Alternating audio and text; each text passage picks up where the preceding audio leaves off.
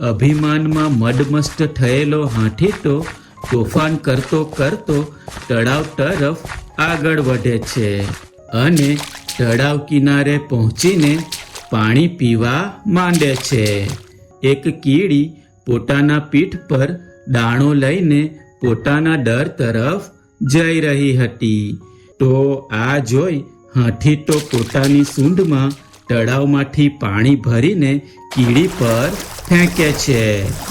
પાણીના જોરથી કીડીના હાથમાંથી દાણો છૂટી જાય છે.